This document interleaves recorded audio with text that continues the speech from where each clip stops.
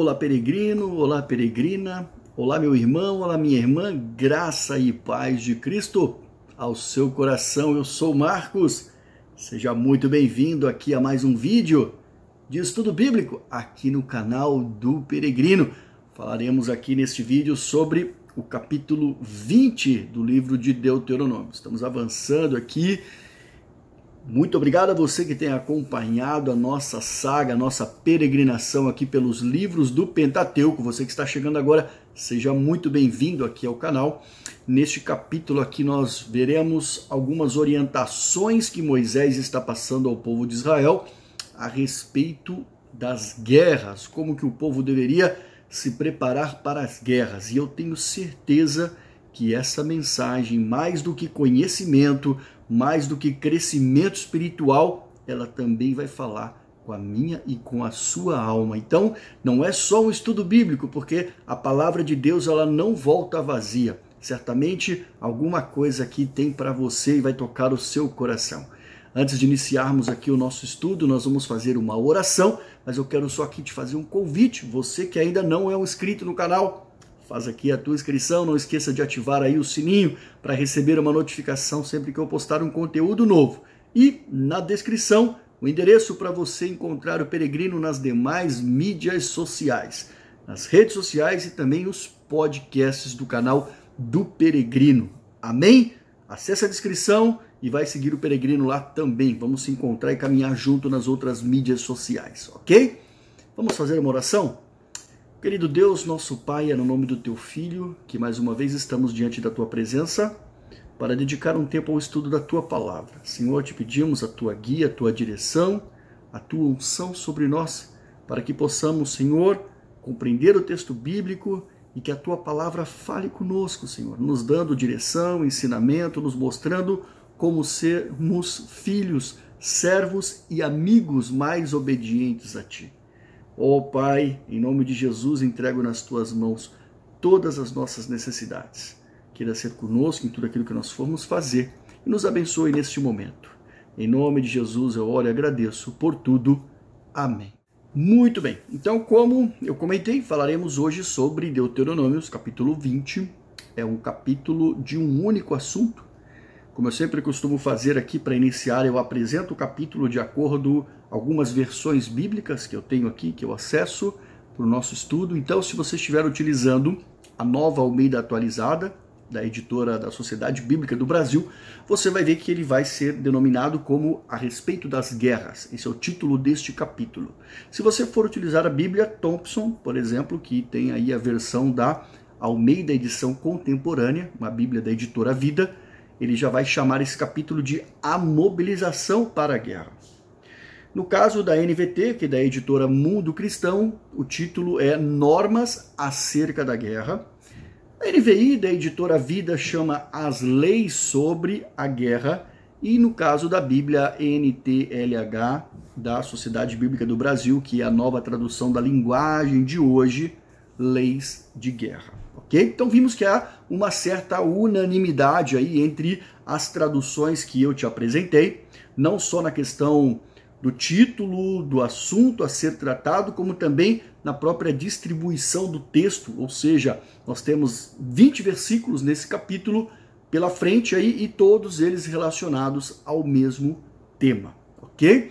Estamos aqui apenas contextualizando dentro de um momento na Bíblia aqui, cronológica na Bíblia NVI, ela vai dizer que isso aconteceu por volta dos anos 1423 a.C., sempre lembrando que essas datas são aproximadas, mas aqui Moisés está fazendo o segundo discurso de um conjunto de 3, narrado aqui, escrito no livro de Deuteronômio, e nós vimos aqui que desde o capítulo 13, quando nós começamos e vamos até o 26, nós vamos estar vendo que Moisés vai estar dando alguns conselhos, chamando sempre a atenção da nação de Israel para o que nós podemos classificar como um viver em santidade diante de Deus.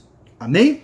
Então eu vou utilizar aqui o texto da NVT, vamos ao texto bíblico sem mais delongas. Você me acompanha aí, conforme a sua versão bíblica, uma aguinha para refrescar a garganta, papel e caneta para quem gosta de anotar e vamos em frente. Versículo 1. Quando saírem para lutar contra seus inimigos e enfrentarem cavalos e carros e um exército maior do que o seu, não tenham medo. O Senhor, seu Deus, que os tirou da terra do Egito, está com vocês. Oh, glória, né? Quando se prepararem para a batalha, o sacerdote virá à frente e falará aos soldados. Dirá: ouçam, homens de Israel, ao saírem hoje para lutar contra seus inimigos, sejam corajosos, não tenham medo, nem se apavorem e nem tremam diante dele. Pois o Senhor, seu Deus, vai com vocês. Ele lutará contra os seus inimigos em seu favor e lhes dará a vitória. Que coisa linda, né? Que palavra! 4 versículos apenas e nós já podemos aqui tirar uma série, não só de entendimento, de estudo daquela época, de como era a preparação para as batalhas, mas também nós vemos aqui que é uma palavra muito forte de encorajamento, uma palavra que traz força, sempre apontando num olhar fixo para as promessas de Deus. Promessas que Deus fez à nação de Israel e promessas que Deus fez na minha vida e na sua vida também. Certos de que o Deus que prometeu é o mesmo que é fiel para cumprir. Então nós vimos aqui um outro detalhe interessante também, que os sacerdotes, os líderes religiosos daquela época, eles cumpriam aí um papel muito importante no processo de encorajamento dos soldados, preparando eles para a guerra. E hoje, se nós formos fazer aí uma comparação, contextualizando para o nosso momento, esse papel hoje ele é desempenhado por quem? Pelos nossos pastores, que estão à frente do rebanho, à frente do povo de Deus. E nós vimos então aqui também que esses versículos, esses 4 versículos iniciais, eles vão falar então de preparação para uma situação de combate. Preparação para guerras. Pergunta para você. Você é um soldado de Jesus Cristo? Olha que pergunta importante que eu te fiz.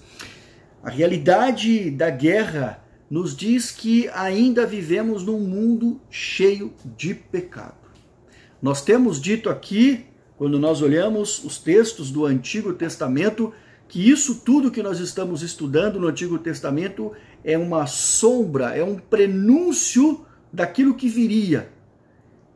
É uma estratégia metodológica de Deus para nos ensinar e nos preparar para aquilo que nós estamos vivendo hoje.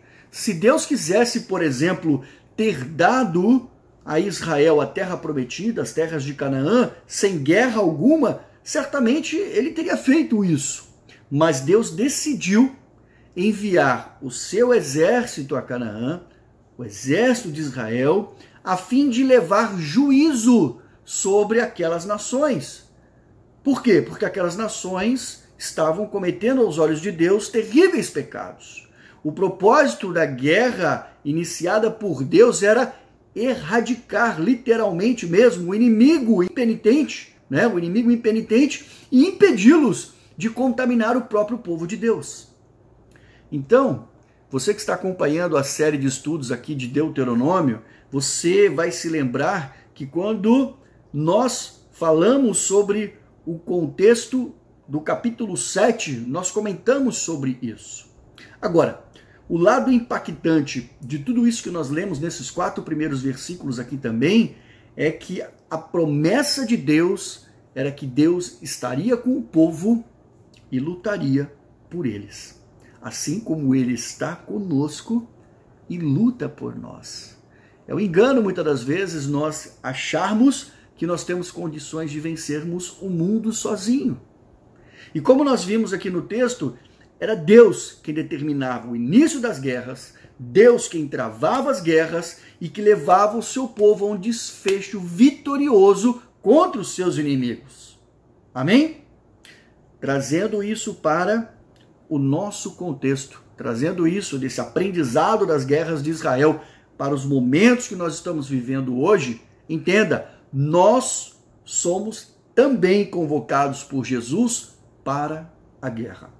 Não mais guerras como nos moldes que Israel viveu, de combates físicos, mas uma guerra real, porém espiritual.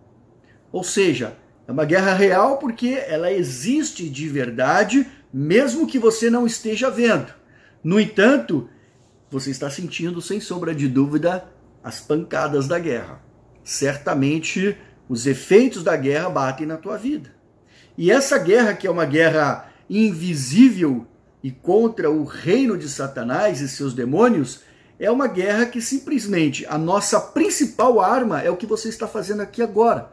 Aprendendo mais sobre a palavra de Deus, porque a palavra de Deus é a nossa principal arma contra Satanás nessa guerra em que nós estamos. E o Espírito Santo de Deus é quem vai nos revestir de poder para lutarmos e, com Cristo ao nosso lado, sempre vencermos as batalhas. Nós devemos sempre, amados, estar preparados, equipados e prontos, pois a estratégia, ou seja, o método que Cristo veio trazer, sacrificando a sua própria vida por todos nós, é de enviar esse exército que somos nós para todo mundo, proclamando as boas novas. É a isso que nós fomos chamados. E como Satanás não quer que a humanidade se salve, ele trava sempre lutas contra nós para tentar nos abater e para impedir o plano de Deus de salvação. E como soldados de Cristo, nós devemos anunciar a salvação como um dom gratuito de Deus para todos aqueles que creem e confiarem no Senhor. Essa é a nossa principal missão nesse combate. Amém? Então, você peregrino, você peregrina, está alistado para esta guerra e você tem um papel fundamental no exército de Cristo Jesus. Peça ao Senhor e Ele vai te mostrar aonde Ele quer que você sirva nesse exército. Amém? Vamos seguir adiante aqui, versículo 5. Glória a Deus, né? Hoje está um estudo interessante. Vamos lá. Então os oficiais do exército se dirigirão aos soldados e dirão: alguém aqui acabou de construir uma casa, mas ainda não o dedicou? Se houver alguém nessa situação, vá para casa. Se você morresse na batalha, outra pessoa dedicaria sua casa. Alguém aqui acabou de plantar uma videira, mas ainda não comeu de seus frutos? Se houver alguém aqui nessa situação, vá para casa. Se você morresse na batalha, outra pessoa comeria dos primeiros frutos. Ou seja, uma guerra, ela sempre representa risco de morte. Portanto, nós vemos que há uma preocupação que ninguém se sacrificasse e depois houvesse algo aí para se lamentar. Mas você pode estar até se perguntando, mas vem cá, essas condições aí de alguém construir uma casa e não usufruiu, volta, ou então alguém que plantou uma árvore, uma videira e não comeu do fruto, volta, isso não reduzia a quantidade de soldados, não enfraquecia o exército de Israel, diminuindo a quantidade de pessoas que poderiam lutar? Bom, se você olhar do ponto de vista carnal, efetivo, quantidade de homens, sim, óbvio. Mas do ponto de vista espiritual, não. Um homem que fosse para a guerra deveria estar livre de qualquer coisa que fizesse ele ter remorso ou então estar com o sentimento de que estava perdendo algo. O importante era ter ali homens prontos, preparados, com o coração íntegro, 100% dedicado ao propósito que ele estava indo. Então, outro detalhe também que a gente não pode esquecer nesse contexto, nessa situação, é que Deus não estava muito preocupado com a quantidade de homens no exército de Israel. Poderia ter de 100 a 200 mil. Entenda uma coisa, como nós lemos aqui no último versículo, lá no versículo 4, perdão, no último, não no 4, quem lutava pelo exército de Israel era Deus. Não tem por que se preocupar. Não há necessidade de se preocupar. Ele é quem vai dar a vitória. Israel estava indo só para tomar posse da vitória que Deus daria. E é assim na nossa vida. O que Deus quer de nós é um coração íntegro, inteiro, dedicado ao Senhor. Ele não está preocupado com o estereótipo, não está preocupado com nada disso, ele está preocupado com o teu coração. Ele quer que você realmente se coloque no propósito, no centro do propósito de Deus. É Ele quem vai te dar a vitória. Não se preocupe com as suas forças, Ele vai te dar forças. Não se preocupe com mais nada, Ele vai suprir tudo aquilo que você precisa. Porque é Ele quem vai trazer a vitória para você, você só vai lá tomar posse. É claro que os soldados tinham que ir para a guerra, tinham que estar preparados para ir para a guerra, mas certos de que venceriam, porque Deus daria a vitória nas mãos deles. Vamos continuar aqui, verso 7. Alguém aqui acabou de ficar noivo de uma mulher, mas ainda não se casou? Vá para casa e tome a sua mulher como esposa. Se você morresse na batalha, outra pessoa a tomaria como esposa. Mais uma vez aqui nós temos uma ação de Deus para cuidar de uma tradição também do antigo Israel. Um homem que porventura morresse numa batalha sem ter tido a oportunidade de casar e ter mesmo ali ter filhos, ele não daria sequência na sua genealogia. A sua genealogia seria interrompida. Então, observem que aqui há uma preocupação inclusive com isso. Vai para casa, dá continuidade, dá sequência na tua genealogia. Em outra guerra você vai, não vai faltar guerra para você ir. Na nossa vida não é diferente, não falta batalha.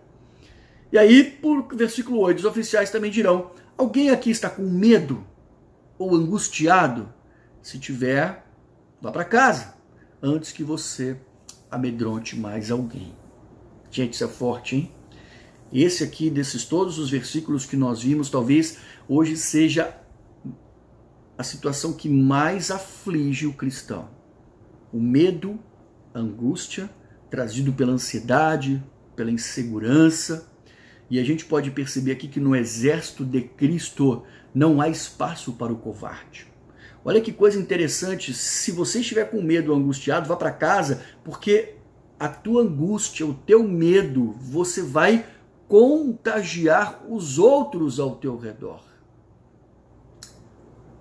Paulo escreveu na segunda carta a Timóteo, capítulo 1, verso 7, dizendo: pois Deus não nos deu espírito de covardia, mas poder, de amor e equilíbrio. Então não há espaço para o medroso, não há espaço para a angústia. Se você tem andado com medo, se você tem andado ansioso, se você tem andado angustiado, nós temos que pedir ao Senhor para nos revestir de poder, para que nós possamos ter coragem de enfrentar todas as batalhas e superar inclusive esse medo, superar essa inquietação, superar essa angústia. Observe verso 9, quando os oficiais terminarem de falar aos soldados, nomearão então comandantes para as tropas. Então, somente a partir de fazer essa seleção, essa triagem, é que ali então o exército seria efetivamente estabelecido, montado, separando aí os comandantes para cada tropa e estariam aí prontos para ir lutar. Amém? Do verso 10 em diante, nós vamos ver aqui que do verso 10 ao 15, nós teremos outros tipos de orientações destinadas a um conceito de guerra um pouco diferente. Em Canaã, como nós vimos, que eu citei aqui no capítulo 7, do verso 1 ao 6, os povos que habitavam naquela terra, eles seriam banidos por Deus, colocados para correr. No entanto, nós vamos ver agora que os próximos versículos, eles irão trazer orientações para aquelas situações em que Israel se envolveria em guerras, mas fora do contexto de Canaã. Então isso aqui, para você entender melhor, você vai ver quando nós chegarmos no verso 15, que lá vai ficar bem específico, falando exatamente que isso, que nós vamos ver agora do 10 ao 15, faz referência a guerras fora do contexto de Canaã. Ok? Então vamos ver aqui o que diz o texto bíblico. Quando vocês se aproximarem de uma cidade para atacá-la, primeiro proponham paz aos seus habitantes. Se eles aceitarem suas condições, observe que já começa a mudar a estratégia, porque em Canaã, Deus não mandou propor paz, Deus mandou chegar já botando todo mundo para fora, derrubando, aniquilando, enfim, limpando tudo. E aqui não, aqui antes Deus manda que eles proponham a paz. Já é uma estratégia diferente. Se eles aceitarem suas condições e abrirem as portas, todo o povo dentro da cidade os servirá com trabalhos forçados. Era uma prática daquela época quando uma Um reino se submetia ao outro, ser, vamos assim dizer, escravos mesmo, trabalharem em prol daquele reino que o conquistou. Então o trabalho forçado aqui diz respeito exatamente a todo tipo de trabalho que eles fossem fazer de forma involuntária, que era tipo um imposto, né? E era imposto realmente também aos prisioneiros de guerra, que por suas vezes também aconteceu com os israelitas quando eles foram subjugados por outras nações. Ok? Bom, verso 12. Se eles se recusarem a proposta de paz, se preparem para lutar e cerquem a cidade. Quando o Senhor, seu Deus, lhes entregar a cidade, matem à espada todos os homens. Contudo, poderão tomar para si as mulheres, as crianças, os animais e tudo o que acharem na cidade. Poderão aproveitar todos os despojos dos inimigos que o Senhor, seu Deus, entregou em suas mãos. Verso 15. Essas instruções se aplicam somente às cidades, como eu disse, a referência da estratégia, muito distantes, e não às cidades que os povos que vivem na terra em que vocês entrarão. Então aqui está, né? Fica claro que essa regra era aplicada do verso 10 ao 15 como uma estratégia para conquistas de Israel fora das terras de Canaã. Verso 16. Nessas cidades que o Senhor lhes dá como herança, aí já volta a Canaã. Olha a ordem de Deus. Destruam todo ser vivo. Uma vez aqui no canal, um rapaz fez um comentário num vídeo, quando a gente estava início de Deuteronômio, falando que quando Moisés disse isso, Moisés estava já com idade avançada, que era um exagero de Moisés, de ordem deliberada, mandar matar as mulheres. Gente, o texto bíblico é muito claro. Se nós entrarmos por essa linha de interpretação perigosa, nós vamos deturpar aquilo que o texto bíblico está dizendo. E a palavra de Deus, ela é fiel, ela é verdadeira. E aqui é a própria palavra de Deus revelada. Então o texto é muito claro. Nessas cidades que o Senhor lhes dará como herança, destruam todo ser vivo. Isso foi ordem do próprio Deus que Moisés estava transmitindo ao povo. E tinha um porquê e um propósito que nós já estudamos. 17. Destruam completamente. Aí começa a listinha aqui, os hititas, os amorreus, os cananeus, os ferezeus, os heveus e os jebuseus, conforme o Senhor, seu Deus, lhes ordenou. Não foi Moisés que mandou. Foi Deus quem determinou. Então isso pode até parecer agressivo aos olhos de alguns, mas na verdade não é. É o cumprimento daquilo que Deus determinou. Amém? Bom, só para poder você ficar, de repente você perdeu algum estudo anterior aqui, para você compreender melhor o porquê que Deus deu essa ordem. A iniquidade daqueles povos já tinha chegado no limite de Deus. E isso então fazia parte, como nós lemos aqui, inclusive no começo desse capítulo, do juízo de Deus para aquele povo, que era um povo que estava se comportando de maneira tão ruim, de forma tão abominável, que Deus mandou destruí-los. Destruí-los para que não houvesse, inclusive, riscos de que eles viessem a contaminar a nação de Israel, que estaria entrando para ocupar aquelas propriedades. Ok? Verso 18. Isso evitará que os povos daquela terra, olha que acabamos de falar, ensinem a imitar os atos detestáveis que eles praticam quando adoram seus deuses, ou coisas que fariam vocês pecarem contra o Senhor, seu Deus. Quando cercarem, uma orientação agora diferente, bem inusitada aqui, quando cercarem uma cidade e a guerra se prolongar, não cortem as árvores com machados. Comam dos frutos, mas não cortem as árvores. Acaso as árvores são inimigos para que vocês as ataquem? Cortem apenas árvores que vocês sabem que não dão frutos e usem-nas para fazer o equipamento necessário ao cerco da cidade inimiga até que ela caia. Aqui tem uma explicação do porquê que não poderia ser cortado e para que seria usado, mas olha que coisa interessante. Aqui revela uma curiosidade cultural das guerras daquela época. As árvores, elas eram normalmente cortadas porque havia-se um receio de que os inimigos pudessem se beneficiar delas de alguma forma. Então, como nós vemos aqui, a orientação para Israel era para não cortá-los. Primeiro, por quê? Porque eles poderiam usufruir dos frutos. E segundo, porque Israel iria ocupar aquela propriedade. E aquelas árvores, no futuro, poderiam ser úteis para eles. Então, não cortar para que eles não fossem se prejudicar depois. Então, essa orientação de não cortar as árvores não frutíferas, ela simplesmente era para preservar um pouco o meio ambiente para eles e só cortar realmente aquelas que eles fossem utilizar como armas. Armas que eram empregadas naquele contexto para forçar a entrada das cidades inimigas, até que os portões ou o muro caíssem. Então, cortar e usar somente aquilo que fosse necessário, de forma correta, moderada, ponderada. Amém? É um chamado, vamos assim dizer, é uma reflexão sobre o cuidado com o meio ambiente. Não faz sentido, né? Vocês manterem uma prática de guerra e depois serem penalizadas porque simplesmente não pensaram no futuro. É isso aqui que o texto está querendo dizer para Israel. Vocês vão lá, vão cortar tudo e depois vocês vão ocupar aqui e vão ficar sem árvore. Então, façam somente aquilo que for necessário. Então, essa reflexão nós devemos, inclusive, trazer e aplicar para os nossos dias. Que mundo que nós estamos deixando para os nossos netos quando nós olhamos para a questão de preservação do meio ambiente? Isso é importante, é bíblico, gente. Temos que pensar nisso daí. As pessoas andam degradando tanto o meio ambiente e depois a natureza, por si, ela traz a consequência. O juízo vem sobre o povo.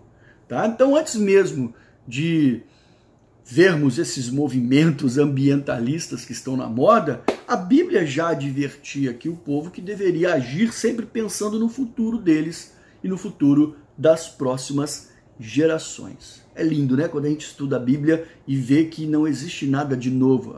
O povo só reinventa aquilo que já existiu e que Deus já escreveu e desenhou em algum momento. E assim nós terminamos aqui mais um capítulo, mais um estudo bíblico de um capítulo. Eu quero aqui te agradecer, você que ficou comigo aqui até o final. Minha oração, então, realmente é para que esse conteúdo, além de ter trazido conhecimento, crescimento espiritual, essa palavra também possa ter falado ao seu coração, como falou o meu. E eu quero te convidar para continuar aqui conosco, seguindo a nossa série de estudos. E claro, né, se você ainda não for um inscrito aqui no canal, fazer a tua inscrição. Não esquecer de curtir, de compartilhar, convide as pessoas da tua igreja, os irmãos do estudo bíblico para participar com a gente. Vamos somar esforços aqui, aprendermos juntos. É sempre um prazer e um privilégio muito grande poder caminhar com você. Amém? Deus abençoe, um forte abraço e, se Deus quiser, até o nosso próximo vídeo aqui no canal do Peregrino.